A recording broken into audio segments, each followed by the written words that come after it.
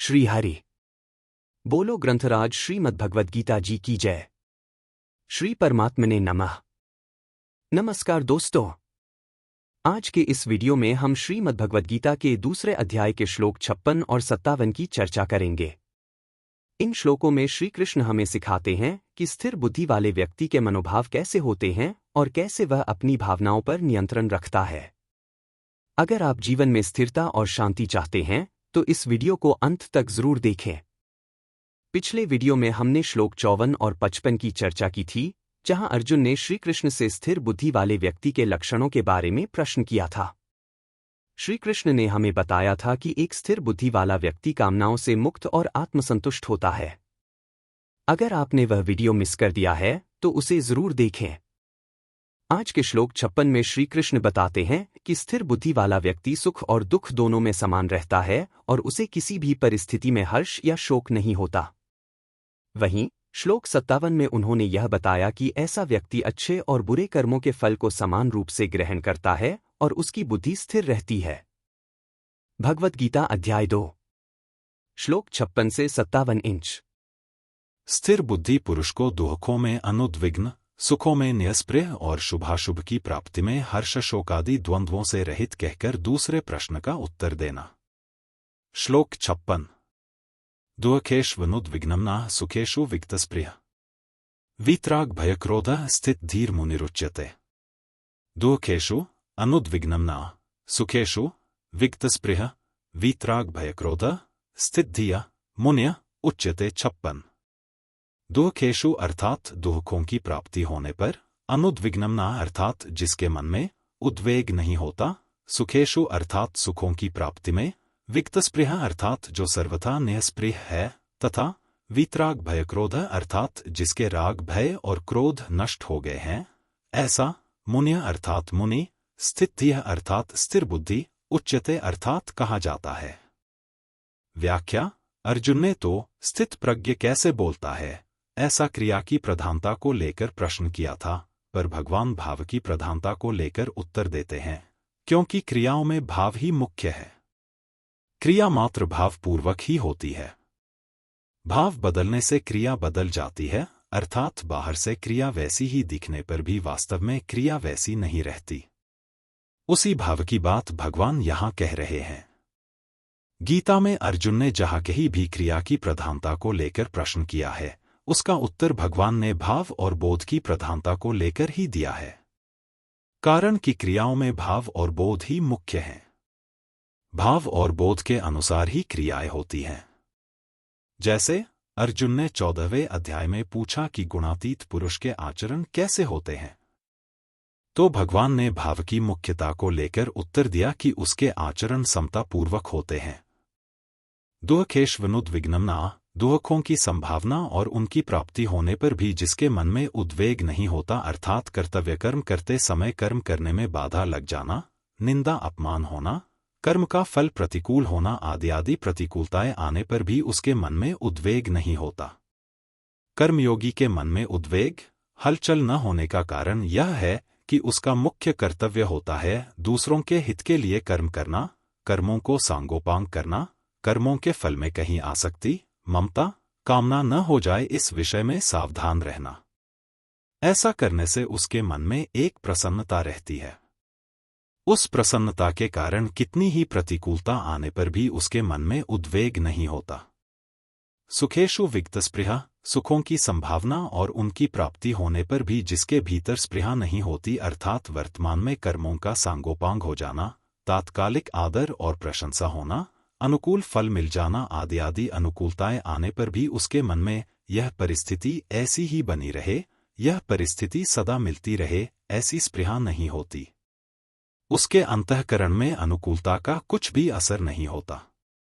वितराग भयक्रोध संसार के पदार्थों का मन पर जो रंग चढ़ जाता है उसको राग कहते हैं। पदार्थों में राग होने पर अगर कोई सबल व्यक्ति उन पदार्थों का नाश करता है, उनसे संबंध विच्छेद कराता है, उनकी प्राप्ति में विघ्न डालता है, तो मन में भय होता है। अगर वह व्यक्ति निर्बल होता है तो मन में क्रोध होता है।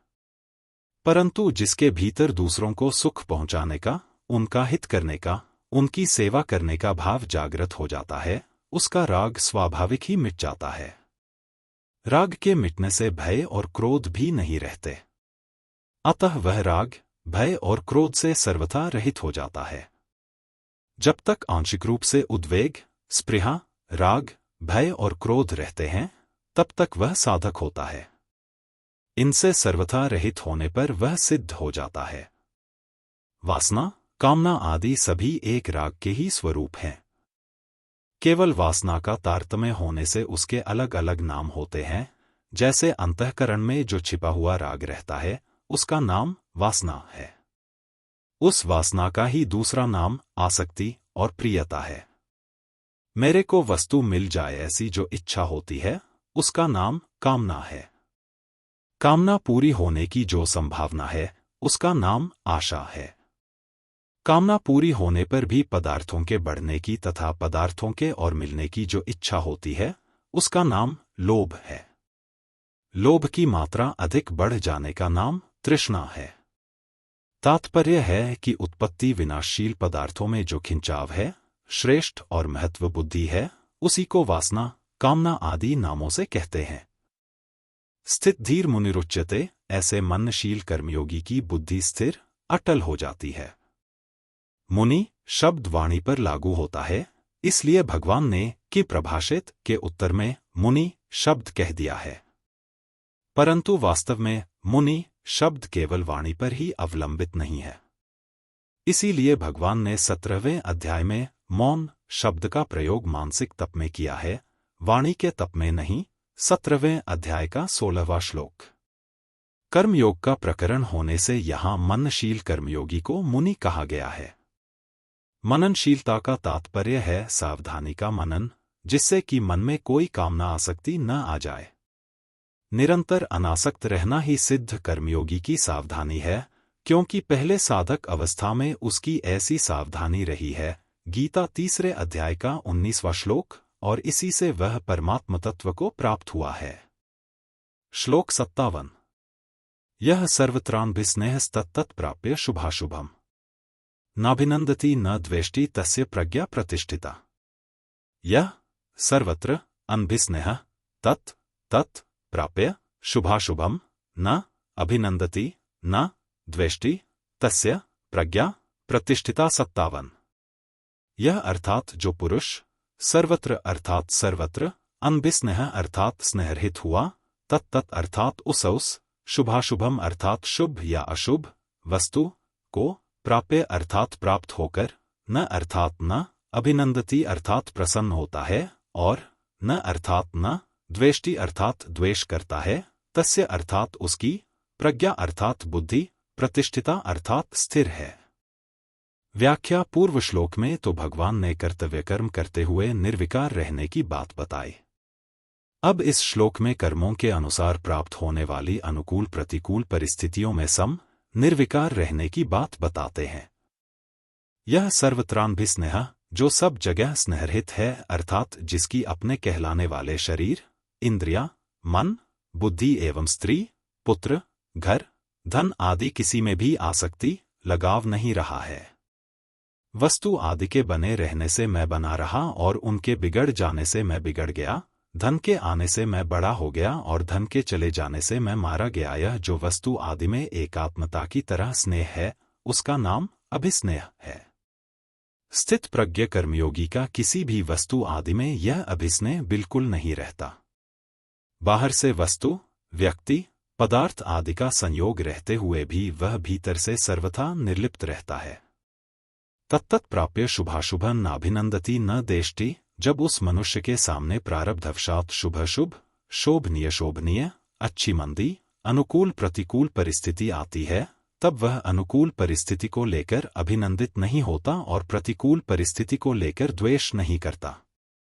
अनुकूल परिस्थिति को लेकर मन में जो प्रसन्नता आती है और वाणी से भी प्रसन्नता प्रकट की जाती है तथा बाहर से भी उत्सव मनाया जाता है, यह उस परिस्थिति का अभिनंदन करना है। ऐसे ही प्रतिकूल परिस्थिति को लेकर मन में जो दुख होता है, खिन्नता होती है कि यह कैसे और क्यों हो गया, यह नहीं होता तो अच्छा था, अब यह जल्दी मिट जाए तो ठीक है, यह उस परिस्थिति से द्वेष करना है। सर्वत्र स्नेहरहित, निर्लिप्त हुआ मनुष्य अनुकूलता को लेकर अभिनंदन नहीं करता और प्रतिकूलता को लेकर द्वेष नहीं करता। तात्पर्य है कि उसको अनुकूल प्रतिकूल, अच्छे मंदे अवसर प्राप्त होते रहते हैं, पर उसके भीतर सदा निर्लिप्तता बनी रहती है। तत् कहने का तात्पर्य है कि जिन जिन अनुकूल और प्रतिकूल वस्तु, व्यक्ति, घटना, परिस्थिति आदि से विकार होने की संभावना रहती है और साधारण लोगों में विकार होते हैं, उन अनुकूल प्रतिकूल वस्तु आदि के कहीं भी, कभी भी और कैसे भी प्राप्त होने पर उसको अभिनंदन और द्वेष नहीं होता। तस्य प्रज्ञा प्रतिष्ठिता, उसकी बुद्धि प्रतिष्ठित है, एक रस और एक रूप है। साधनावस्था में उसकी जो व्यवसायात्मिका बुद्धि थी, वह अब परमात्मा में अचल अटल हो गई है। उसकी बुद्धि में यह विवेक पूर्ण रूप से जागृत हो गया है कि संसार में अच्छे मंदे के साथ वास्तव में मेरा कोई भी संबंध नहीं है। कारण कि ये अच्छे मंदे अवसर तो बदलने वाले हैं, पर मेरा स्वरूप न बदलने वाला है, अतः बदलने वाले के साथ न बदलने वाले का संबंध कैसे हो सकता है? वास्तव में देखा जाए तो फर्क न तो स्वरूप में पड़ता है और न शरीर इंद्रियाम्न बुद्धि में। कारण कि अपना जो स्वरूप है, उसमें कभी किंचन मात्र भी कोई परिवर्तन नहीं होता और प्रकृति तथा प्रकृति के कार्य शरीर आदि स्वाभाविक ही बदलते रहते हैं। तो फर्क कहाँ पड़ता है? शरीर से तादात्म्य होने के कारण बुद्धि में फर्क पड़ता है। जब यह तादात्म्य मिट जाता है, तब बुद्धि में जो फर्क पड़ता था, वह मिट जाता है और बुद्धि प्रतिष्ठित हो जाती है। दूसरा भाव यह है कि किसी की बुद्धि कितनी ही तेज क्यों न हो और वह अपनी बुद्धि से परमात्मा के विषय में कितना ही विचार क्यों न करता हो, पर वह परमात्मा को अपनी बुद्धि के अंतर्गत नहीं ला सकता। कारण कि बुद्धि सीमित है और परमात्मा असीम अनंत है। परंतु उस असीम परमात्मा में जब बुद्धि लीन हो जाती है, तब उस सीमित बुद्धि में परमात्मा के सिवाय दूसरी कोई सत्ता ही नहीं रहती। यही बुद्धि का परमात्मा में प्रतिष्ठित होना है। कर्मयोगी क्रियाशील होता है। अतः भगवान ने 56वें श्लोक में क्रिया की सिद्धि में अस्पृहा और उद्वेगरहित होने की बात कही तथा इस श्लोक में प्रारब्ध के अनुसार अपने आप अनुकूल प्रतिकूल परिस्थिति के प्राप्त होने पर अभिनंदन और द्वेष से रहित होने की बात कहते हैं। संबंध भगवान आगे के श्लोक से स्थित प्रज्ञ कैसे बैठता है, इस तीसरे प्रश्न का उत्तर आरंभ करते हैं।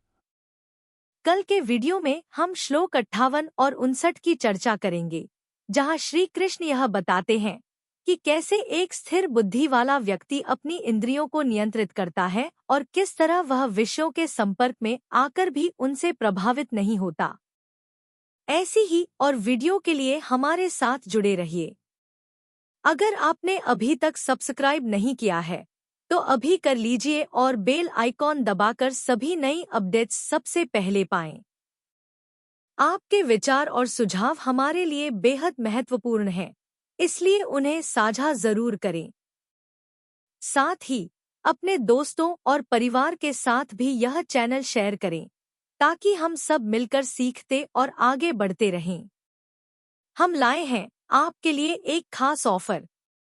आपने आज के वीडियो से क्या सीखा, हमारे साथ कमेंट सेक्शन में शेयर करें। जिस कमेंट को सबसे ज्यादा लाइक्स मिलेंगे, उसे हमारी तरफ से एक खास गिफ्ट मिलेगा। व्हाट्सएप ग्रुप ज्वाइन करें और अपनी डिटेल्स शेयर करें, लिंक इन डिस्क्रिप्शन। याद रखें, हर समस्या का समाधान हमारे भीतर ही है। भगवद गीता का ज्ञान हमें यह सिखाता है कि हम कैसे अपने भीतर की शक्ति को पहचान सकते हैं और अपने जीवन को सफल बना सकते हैं। बोलो ग्रंथराज श्रीमद् भगवद गीता जी की जय। जय श्री कृष्ण।